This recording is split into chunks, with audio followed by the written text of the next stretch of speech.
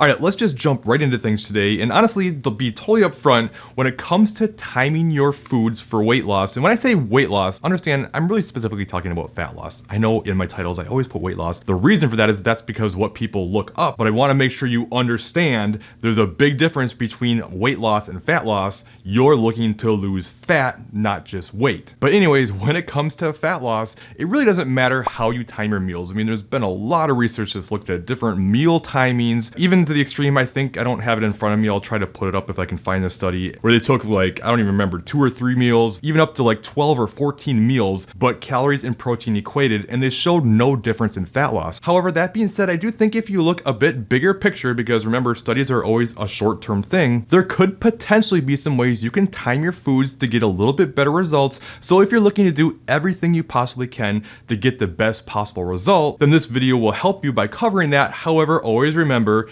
sustainability matters. I'll talk about that later in this video. However, where timing can possibly make a bigger difference in the grand scheme of things is by timing your protein, because there's only so much protein you can use in one sitting for anabolism, which is basically muscle growth. And while it's a little complex how much you can use, for a very oversimplification, let's just say maybe around roughly 40 grams of protein is the max you can use in one sitting to build muscle. Well, if you're someone who likes a fasting approach and maybe even an OMAD approach, if you're only getting 1 or 2 meals a day, you're only stimulating muscle protein synthesis once or twice a day. So you can make arguments that spacing out your meals more and more adequately dosing the protein, you'll be able to build more muscle in the long run. The more muscle you have, the faster your metabolism is, and in a big picture kind of way, that could impact your overall results. So what I typically recommend if you're looking to do everything you can is eat between 3 to 5 meals per day. I find 4 is probably the sweet spot. I'll talk about that here in a minute. And just roughly evenly space that out throughout the day so you're hitting that protein threshold and getting the most benefit you can. Now, protein is one of the biggest struggles I find most people have. There's limited sources, especially of the leaner protein varieties, but I'm telling you, don't be afraid of whey protein. You may think that it's kind of like cheating or that you shouldn't do it, but I couldn't disagree more. It's just fine. I don't even consider it a supplement. I consider it food. And if you wanted to make any arguments, it's probably the best form of protein because it has the highest leucine content per gram of protein, and leucine is the main amino acid responsible for muscle protein synthesis. Now, if you've struggled to find whey proteins that you like, the brand that I'm an ambassador for, Core Nutritionals, has amazingly flavored proteins, and they have all of an isolate protein, a whey protein concentrate, and even a vegan source of protein if you can't do whey or dairy. And if you use code Colin, you'll get 20% off your order. Hey, so quick side note, I found out after recording this video that they were doing a huge sale here from March 3rd, which is the day I'm releasing this video, through March 5th for the Arnold, where they're doing 20% off the whole site, plus you can use my code Colin for an extra 5% off, so it's never going to be any cheaper than now. If you want to try anything, let me know if you have any questions. Now, the next thing when it comes to timing your meals would be around your workouts. So you've probably heard of this anabolic window where you need to get your protein in as soon as possible post-workout, so much so that some people even say it's basically a waste of a workout if you don't get the protein in right away. That has been long debunked. I mean, it turns out the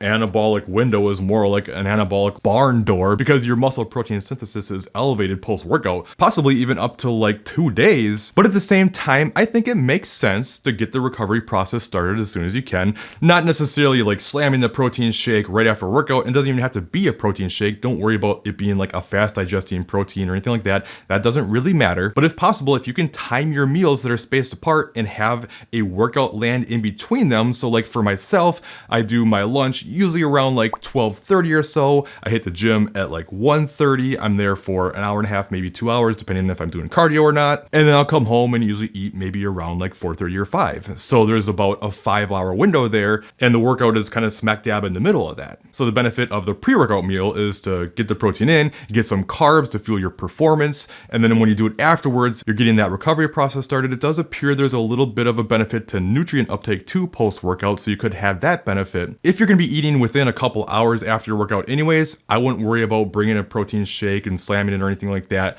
If you're going to be going a long time without eating, then it probably is a pretty good idea to bring a protein shake with you just to get that in. But I also don't want you to feel like if you don't, that it was all for nothing and that you won't get results. It's just not true. Again, I'm talking about what I consider to be the absolute most optimal way to do things. And if someone was to put a gun to my head and say, pick the exact best, most optimal timing to space out your meals, I would probably say doing 4 servings a day, good protein source with each meal, spacing each one out 5 hours. So for instance, you could do like 7 a.m., noon, 5 p.m., 10 p.m. And again, if possible, getting your workouts smack dab in between 2 of those feedings. And also no snacking either. I'll talk more about why at the end of this video. But also, like, if I'm gonna be totally honest, it could possibly be a little bit more optimal to have 5 protein servings, maybe more like 4 hours apart. But that's gonna be pretty unrealistic and not really something that's gonna be great for a lot of people to live a normal life and have dinner with families and things like that. But yeah, you could do like a 6 a.m., 10 a.m., 2 p.m., 6 p.m., 10 p.m. kind of thing. And then you're really stimulating that protein synthesis well multiple times per day. But like I said, that's not likely going to be very sustainable for many people. And that brings me to the next point. Sustainability. All this stuff is what I'm considering to be every little tiny thing you could possibly do to get the best results possible, but we're talking about the bottom few percent in a lot of these scenarios, and we don't really even know. It's just speculating based on research. But don't force yourself to eat in a way that you think is optimal if you're not going to be able to realistically stick to it long term. So you can take that and go even further, say like fasted cardio. There's been a lot to be made of fasted cardio over the years in terms of fat loss, and yes, there has been some research that's shown that you do burn more fat during the exercise when it's fasted. However, it's also been shown that over a 24-hour period, as long as your total calorie and protein intake is equated, as long as your total activity is equated, it doesn't matter. So you burn more during,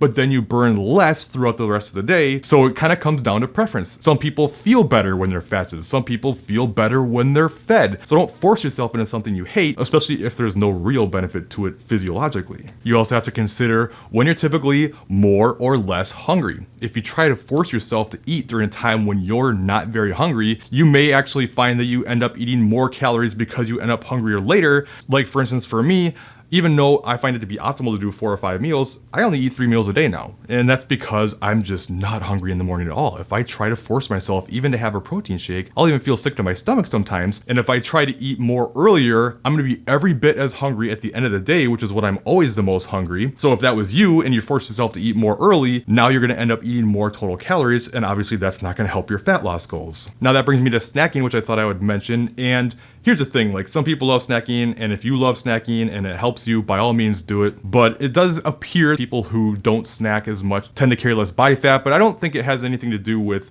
like snacks itself. It's just people who don't snack tend to eat less calories, right? Like if you're just eating meals and not snacks, stands to reason you eat a little bit less. However, you could also make some arguments. There is something in the body called the migrating motor complex. And what this does is basically a couple hours after you're done eating, it's this complex in your body that kind of sweeps away the undigested particles and bad bacteria and stuff that's sitting in there and kind of like cleans house, so to speak. But the problem is if that system starts and then you eat again, it shuts that system down and it won't start again for another couple hours. So if you eat a meal and then a couple hours later you snack and you're doing this repeatedly, that process won't ever get to complete itself, and you can end up with some issues with digestion and not feeling as good. And if it gets into extreme scenarios, then maybe you're not going to absorb your nutrients as well. Now again, this is very extreme. It's not usually an issue, but it is something to consider if you're looking to do what's most optimal. And if you also want to know more about the protein side of things and where I'm coming to these conclusions from, I have a video you can check out up top next that covers the science behind why I recommend these things. So you can check that out next. Otherwise, I think you'll like this bottom video instead, and I'll see you in one of those other videos.